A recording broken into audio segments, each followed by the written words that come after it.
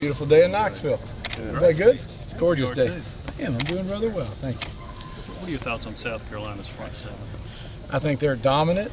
They have game records in the front. Their D-line plays extremely hard, and if you don't take care of them, you won't have a chance to go to do anything in the back half of their defense. They're exceptional. They play hard as heck. You know, the one thing that shows up, and I've said this before, that I always look at the effort level of people, how they play football.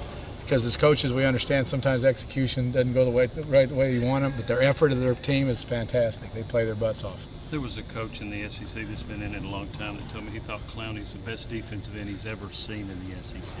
How good do you think Clowney is? Very good. I don't want to draw those. I'm not going that far. I mean, I don't know. I haven't been here that long, but he's very good. There's so many good defensive players in our conference that he is definitely one of those elite players that if you're not aware of where he's at and what he's doing, he'll wreck your game plan in a heartbeat. Do you have to try to use two guys to block him, Chip, help some people? Well, I've watched a lot of people try two, and that didn't work very well. So, but if we put 3 or 4 over there, it looked kind of strange formationally. So I don't know. We're going to do things to try to change things up, obviously, like everybody does on a great pass rushers to try to change the rhythm on him. But he's a heck of a good football player. He's going to make his plays. What you got to do is just try to minimize him. He's kind of like Jordan. When he used to score 30, you're probably pretty happy. As long as it wasn't 60, you're okay. So he's a good player, and he'll make his plays. We just, like I say, we got to do our jobs the best we can. With Tyler, when it comes to turnovers and stuff, what does he do to limit those? Because it seems he just had a pinch to do it in the SEC. I think any time you're not executing the way you want, you just work harder. You know, everybody, there's not a magic wand to wave or a pill to take. You go out and you study football film more, and you work harder on the practice field, concentrate a little bit more. You just amplify what you try to do on a daily basis. And that's what we're trying to get done this week. So has he been doing those things? He certainly has. Yeah, he's had a good week thus far. Is there any concern about his mindset if he's on a quote short leash, that if he's going to be loose with the ball, he may get replaced? If there is a concern there, I haven't noticed it. He's practicing very well and very professional, and I like how he's doing things right now. So I don't sense that at all. Will Rajon Neal be ready to go, and if so, how big of a lift do you think that'll give? I don't know. That injury thing you have to ask Coach on today. He's out doing some stuff. We'll see where it goes by the end of the week. I'm not sure yet. But if he is playing, it's obviously a good football player we'd love to have back. Did you think Lane performed pretty well against him? I did. I thought Marlon played hard and played very good for us. Thought he did a nice job. Is there any scenario you can envision where Worley Yes. And I'm a coach. There's a scenario we can envision about anything. Yeah.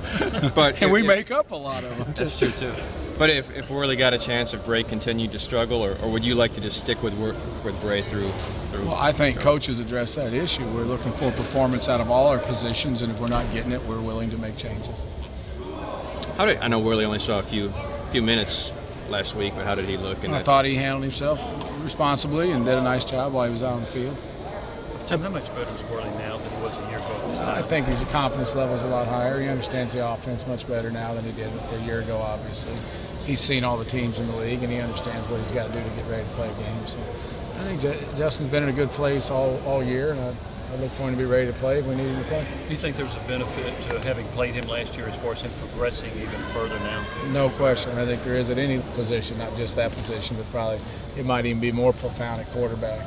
Certainly, you reap the benefits of any experience you give that position. So where are your receivers? Are they playing as fast as you want them to play? Are they kind of where you want them to be at this point?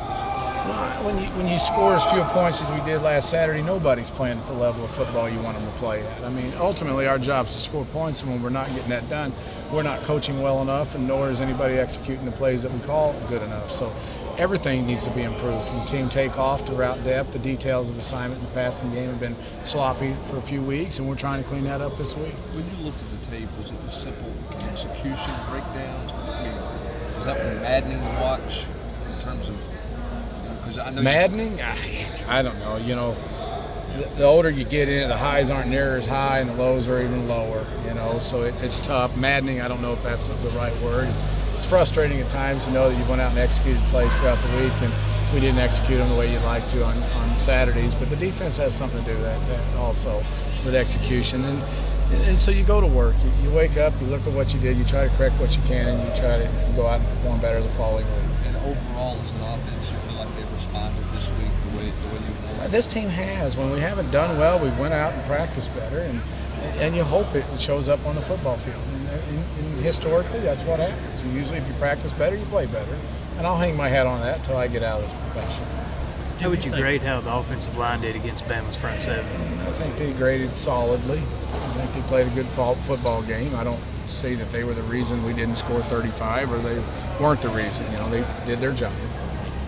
Do you think Tyler Bray's a much better quarterback than a year ago, a little bit better? How would you grade his progress from last season? I think it's been sporadic. I think at times he's shown that he's much better, and at times he looks like the same guy at times. And that's what we're trying to get to, a consistency of a higher level of play. Is there a frustration level for you in that regard? With Yeah, but once again, it's not unique to that position. It's any position who I feel like can play better that's underperforming, or I don't even know if underperforming is the right way to say it, that aren't reaching their standards. We try to address it. Tyler said that the older he's gotten, the more it's been tough for him to shake off mistakes. And then when he was younger, he would make mistakes, but he almost expected to make some, so he let it go. And the older he gets, the more he puts into it, the harder it gets. Can you coach a guy to just let it slide a little bit? I mean, you want to take care of the ball. You don't want to make mistakes, but when you do, what No, kind of separates him as his playmaking? No, I don't think so. I think Tyler's going through what every one of them does. And the more you invest, the more it hurts. You put all the hours in these kids do. That's why seniors, it's harder on seniors when bad things go their way than it is on freshmen.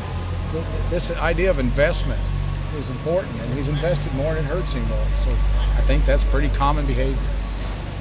With Zach potentially not being able to go, I guess this is doubtful. With Jackson and Bullard in there, how do you feel about those guys? How nice to be able to have that right. Well, it's awesome. Those kids have performed well throughout the season. We expect them, if they step up to the plate to have to play, they'll be ready to go.